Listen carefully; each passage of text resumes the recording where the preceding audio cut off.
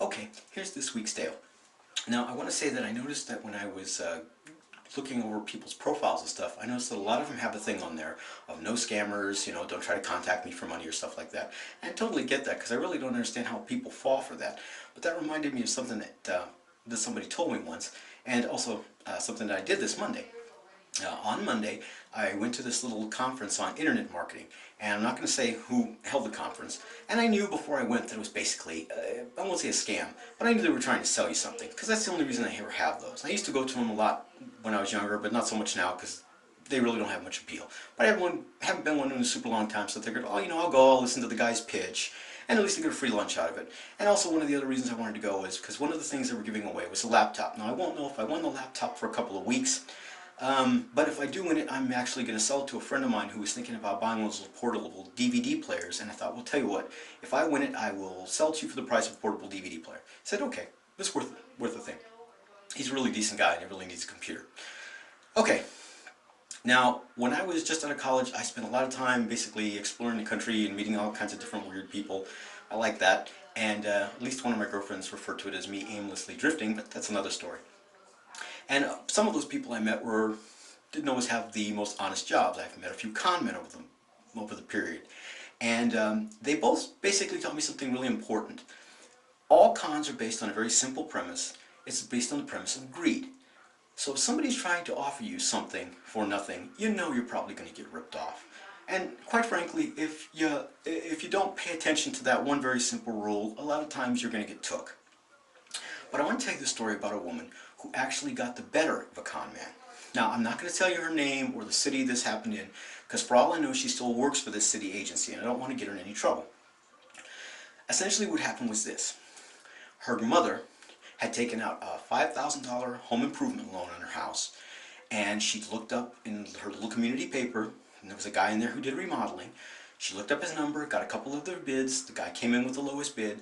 Guy showed up, he gave her the $5,000, gave him the $5,000, and disappeared. All of his numbers were gone, all of his were wrong, they were all like from burned cell phones and stuff like that. His address was made up.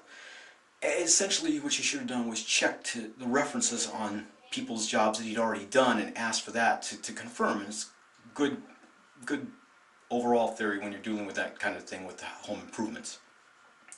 Also, I should tell you that most con men consider these kind of con men really the bottom of the barrel because they essentially rip off people who can really ill afford to lose any kind of money.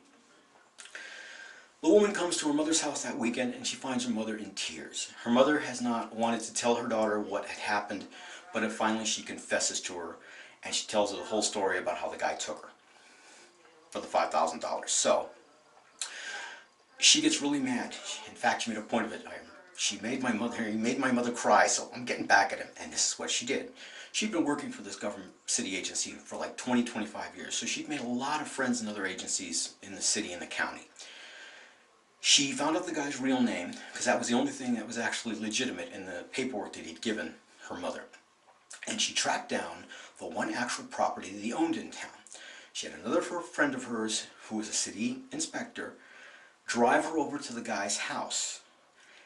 She gets there and it's actually this guy's parents' house.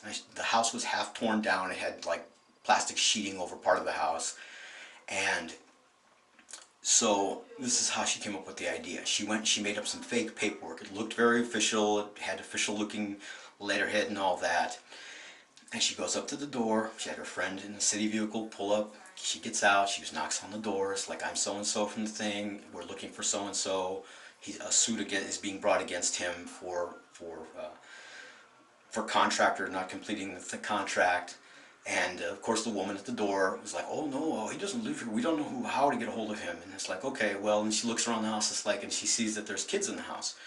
So she very quietly is like, well, I guess we're going to have this house condemned because it's going to be part of the lawsuit is to seize the property. And since there's minor children living here and this house is clearly uninhabitable, we're going to have to have the house condemned. We'll make the call to CPS and have the kids come and collect it. And the woman freaks out. It's like, oh, no, don't do that, don't do that, don't do that. Let me see if I can get a hold of him. 5 minutes later, the guy pulls up in his truck. The woman goes, well, yes, the suit's being brought against you by this woman. We're going to have to seize this property.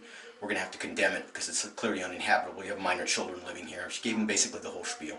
The guy panics a little bit. He's like, oh no, I don't want to do that. Isn't there any way we can clear this up? So he said, well, the only way we can clear this up is the woman who brought the suit against you decides not to press the suit, then we will go ahead and just end this proceeding here without involving any other agency.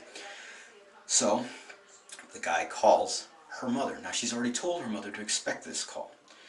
And it's like, basically the mom's like, well, you need to bring me a check for all the money that I gave you. And it's like, oh, I'll be down there. It's like, and she's there in a minute with the check. It's like, it's got to be a cashier's check. And he's like, well, what's this? It's like, well, it's a check that's absolutely guaranteed that is good. And it's like, oh, okay, well, that might take longer. Well, you have until today or I'm going to start the filing. Well, the guy did whatever he had to. He got to the woman's house with a cashier's check in hand. He gives it to her. He says, you need to sign this paperwork, because the woman's daughter had given him all this official-looking paperwork to have the homeowner sign and to have him sign and then mail back to her. Well, the guy's like, here's the check, and the woman's like, no, we need to make sure this check's good first. So she made him go with her to her bank to make sure it was a legitimate check. It's all good. The bank checks. It's a legitimate check for the full amount. She signs off on the paperwork. He signs off on the paperwork. He mails it all off, and it gets back to her daughter, who of course destroys the whole thing. And that's how the con men got conned. Now, happy ending of this story. The woman actually had her house home improvements done to her house by a crew of guys. This time her daughter was there when she made the negotiation with the guy. He asked for a certain amount of money up front, which is most contractors will do for parts and materials and things like that. Also, you need to get permits and stuff from the city. And then he came when he was supposed to, did the whole job, finished it up. She said the only thing that they didn't come back to fix was when they were installing a window, they cracked it and they forgot to come back and fix it.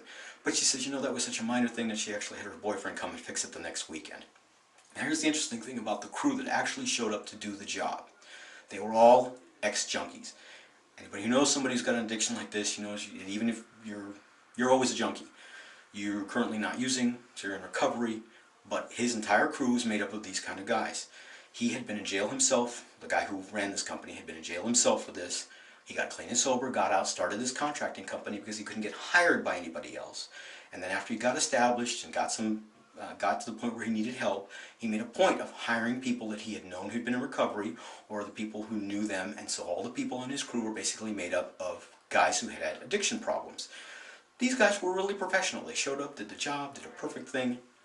So you can't always tell by the people you're dealing with whether or not they're good guys or not. Although a little cautionary note on this. The woman contacted the community paper that had ran that guy's home improvement ad. And she said that most of those companies, they just take the ad, they don't bother to check at all whether or not the person's a legitimate businessman. So really it's up to you, the buyer, to make sure that you check out past jobs that guys like this have done. Anyway, that's this week's story, and remember, the world's a better place when we all share.